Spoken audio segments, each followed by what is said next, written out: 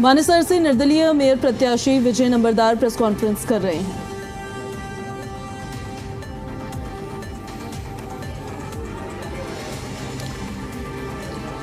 और 45 से बाहर भी सरदारी मौजूद है, तो कभी भी मैंने कभी ये महसूस नहीं किया कि कौन सी बिरादरी है, कौन सी जाति विशेष है। इस बिरादरी के साथ मैं रहा हूं और 36 बिरादरी मेरे साथ थी।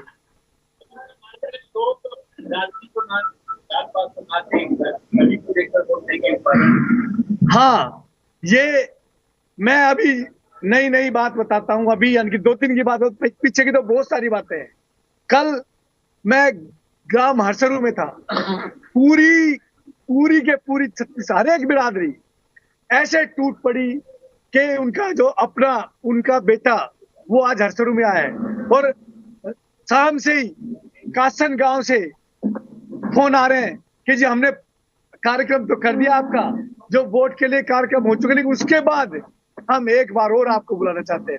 तो मैं अभी कासन गांव से आया हूं, जिसमें कासन की हर एक बिरादरी वो गलियों में खड़ी थी और गलियों से बाहर सड़कों पे खड़ी थी इंतजार में।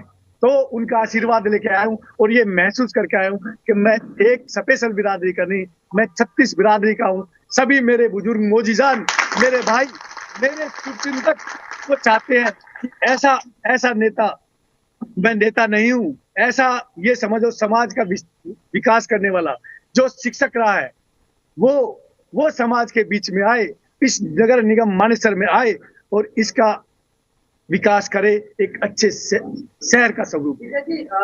मानेसर में जो समस्याएं हैं उस पर विकास का जो जांच चलेगा तो समस्याएं विकास समाधान करेगा और जो आपका विजन। ये आपने सही कहा कि परमपिता परमात्मा की कृपा से जैसे हमारी सोच, जैसे हमारा हृदय, जैसे इस 12 का हृदय, जैसे इन 30 गांव का हृदय विशाल, ऐसे ही हमें चुनाव चिन्ह भी विशाल मिला है, पानी का जहाज।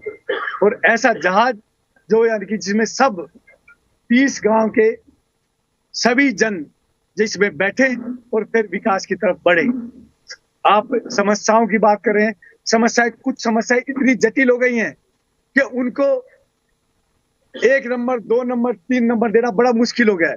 फिर भी जैसे हम मानेसर नगर निगम में IMD क्षेत्र में बढ़ते हैं या फिर हमारे गांव में या इवन जो सोसाइटी के बाहर या कॉलोनियों के बाहर, कॉलोनियों में हम जाते हैं तो सफाई की व्यवस्था बहुत बिगड़ी हुई है। तो सबसे पहले तो हम सफाई को और शिविर को ध्यान देंगे। उसके बाद सड़कें हमारी जर्जर हो रही हैं, सड़कें जो उनमें गड्ढे हो गए हैं और फिर हमें सोचना पड़ता है कि इस रोड से जाए या उस रोड से जाए।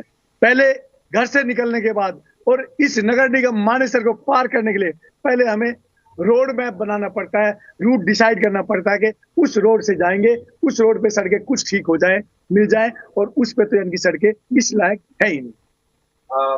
नंबरदार जी, अभी आपने जिक्र किया तो भाजपा के कई नेता ऐसी टिप्पणी कर रहे हैं, उनको आपने दोहराया। भाजपा के नेता राव नरसी ने जिस दिन कहा तो सवाल में कि आप वोट दें तब भी मेयर भाजपा का बनेगा, आप नहीं देंगे तब भी भाजपा का मेयर बनेगा, और आपको काम करवाने हैं तो आप भाजपा को